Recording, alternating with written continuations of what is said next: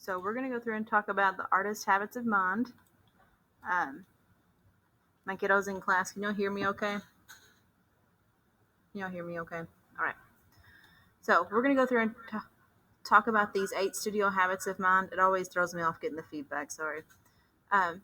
They're also sometimes called artist habits of mind, but basically a group of researchers did a study and talked about how artists have these basic habits that they always do, and that sort of makes them more successful at making art, whatever type of art that is. Okay, so why talk about it in art class, especially when we're in the first level of art? Mostly because it's the excuse I'm going to give myself of why I make you do certain things. So when we do writings, our sketchbooks and portfolios, all of those little things that you feel like are just silly and a lot of times you guys roll your eyes at are trying to build you up in these other ways.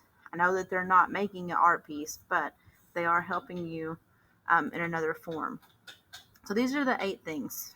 First is developing craft, stretch and explore, observe, engage and persist, envisioning, connecting to other artists, having the expressive spirit or being able to express, and then reflecting back on your work. Now, this one up here is going to be the one that we talk about the most. I'm going to skip this slide for now. Developing craft is basically just what we do in art class. It's you learning to use your tools, to learn the different types of materials. That's why I really like teaching art one class. We kind of bounce all over the place, learning a lot of different things. But you also learn the processes and just basic skills that go along with all of those things. So in here, that's basically all of class. That's the sketching, that's the making pieces, that's little skill building activities that are like practice work or worksheets or the non-project assignments that I will give you guys. So the next thing is engaging and persist. This just means that you're going to learn some problem solving, because it might be that I give you a piece of paper that's the size of a sticky note to draw it on, or maybe I'm going to give you something to do every single day that's different for a week or a month, and it's trying to figure out how you can solve that problem of whatever prompt I'm giving you. Okay, envision is really important in other aspects of your life, not just art class. There's a ton of different jobs out there where you have to have this ability. It's also really helpful just to have in life in general. If you're able to mentally picture the end result and then backtrack the steps on how to get there, that can help you in pretty much anything you do. So, say you're setting a big goal for yourself and you have to come up with all the little bitty steps to get to that end goal. I always use the example. My husband is an engineer, and this is what he says his job is about the most, is like seeing the actual project at the end and then figuring out all the small components that will make up that project. Okay, so in here, that's going to be a lot of like sketching and planning ahead, or looking at a piece of art by somebody else and kind of breaking it down into how they did it. Okay, expressing, that's the easy part, at least to me. Some people struggle through how to take what's in their head and actually get it out onto the paper. But in here, as long as you stick with making something based off of your likes. So if you really hated the Zentangle project, maybe it would have helped you if you picked something you really like to draw. Like maybe you're really into deer hunting and you decided that you were going to do a giant buckhead as your centerpiece. That might have given you a little bit more incentive on trying to do that project better. Okay, observation. We're going to talk about this right after fall break. How to see things for what they are and how they actually exist instead of just assuming and generalizing things in our head. Because a lot of times when we look at something, we don't see all the details, but rather our brain reads it really fast and tries to categorize and identify all the parts. It gets more into like how we look at things psychologically. But just observation means looking at something for what it is and not assuming anything more. Thank you. All right, so reflecting, this is the one that you guys are probably going to complain about the most. This is going to be our writing, talking about art with other people, and just going in afterwards and seeing how that talking conversation you can improve upon yourself. All right, so the next one is stretch and explore. Hey, Miss Norma. If I do, open that closet, turn on the light. Um, Sorry if there's junk in the floor, but it should be on the first shelf on the left up against the wall. If there's a wall of shelves, yeah. If I have any, it should be on that first shelf next to all the printmaking stuff. Do you know where it's at, Kinley? Painter's tape. Here's a roll too if she can't find it. That's mine from home though, so I don't know what all Jade's doing with it. All right, coming back to this, guys. So stretch and explore as an artist, that basically just means to have a growth mindset. I don't know if your elementary school harped on it as much as like some of the ones that I've talked to, but the growth mindset is being able to go beyond your comfort zone and being okay if you mess up or make a mistake. So Miss Frizzle's the great example of that because her mantra is to take chances, make mistakes, and get messy. So in here, like you have to sometimes be like, okay, I might totally mess this up, but I'm gonna try because it'll make my piece better in the end. So that one's easy and hard at the same time. Okay, this is the last one. This is connecting. So this is interacting with other artists. So in the classroom, you're going to interact with other people. We're going to have some different contests and competitions throughout the year that you can enter. Those are, I'm trying to think if any of them are mandatory. One of them is mandatory, but you may not have to enter it. Towards April, we do the last Thrifty Nickel ads. But other than that, we're going to talk about this a little bit more today, doing drawing challenges with artists and posting online.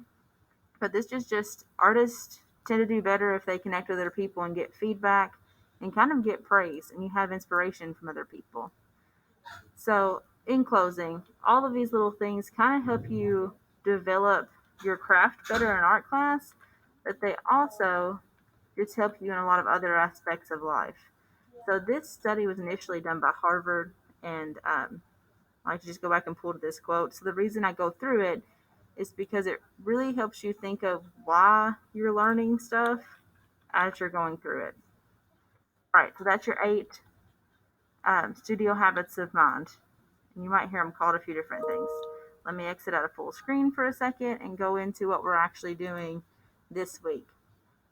So if we go into second period classwork, normally everything you get is listed right here underneath projects, but this week it's both easier and harder.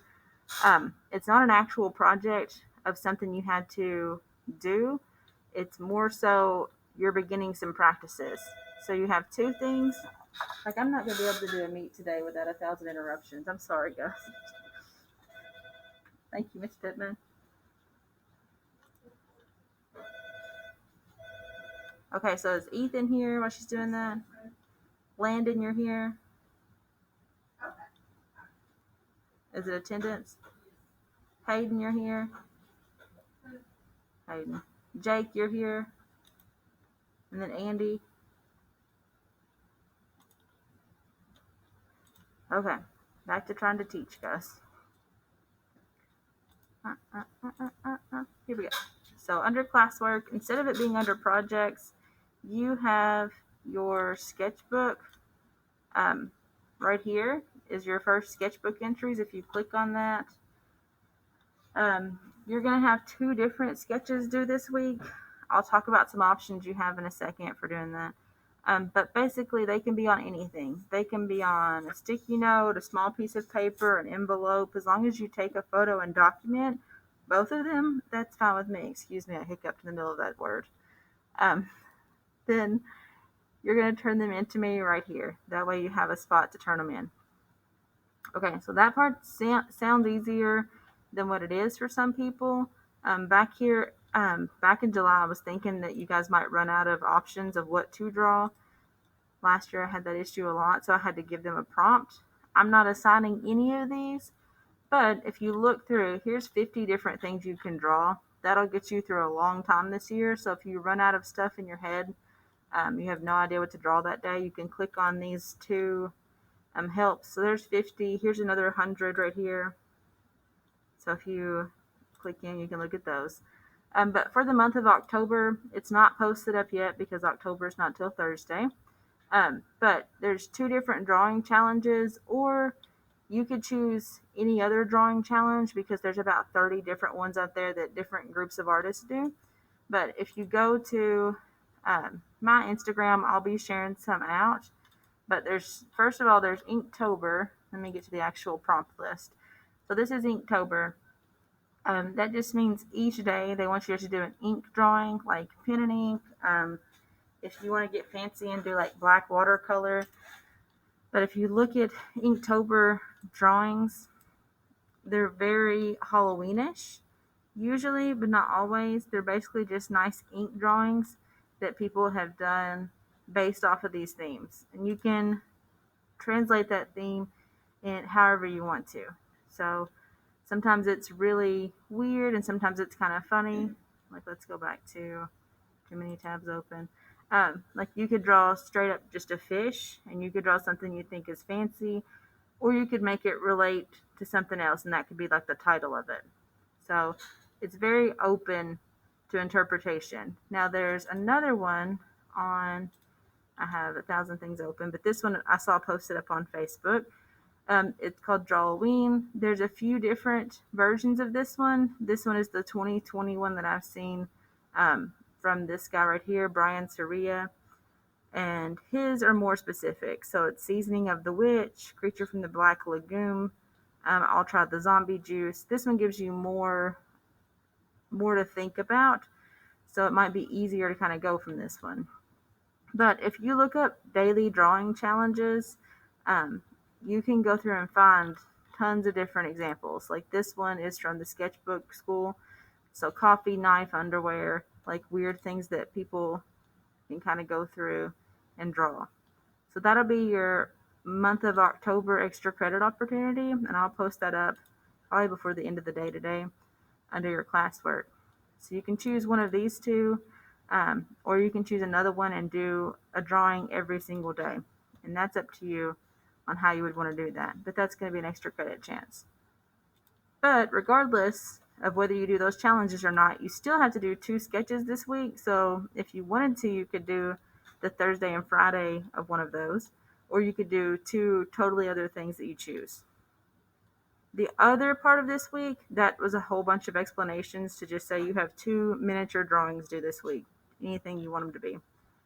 The other assignment for the week is actually part of something I told you guys you would have all year, your portfolio. So if you go down here to assessments, it's a really, really long post, and it has the first due date as being October 2nd.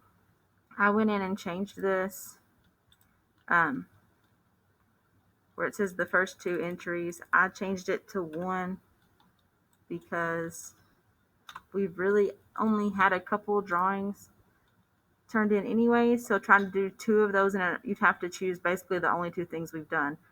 So only one of them is due by Friday, but what that would look like is a portfolio slideshow, meaning when you go to this assignment right here, you would click create underneath your assignment and create a slide. And then the first one is your name, and then you're going to add a picture, which you should have pictures of your artwork already on your Chromebooks.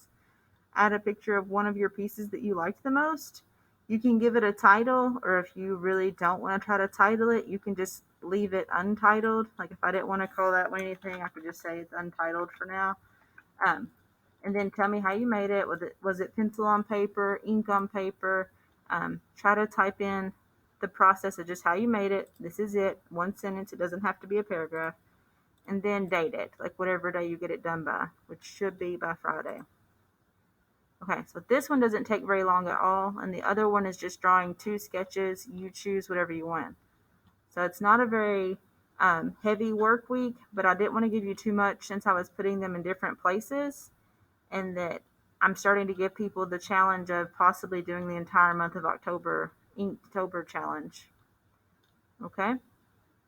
So I'll post more up about the October drawing challenges and what the extra credit that's going to look like. It'll probably be at least 100 points because that's a whole month worth of daily drawings. So I'll get that up there for you guys today. I'm trying to think if there's anything else I forgot. I'm going to turn off the recording because I think I'm done with the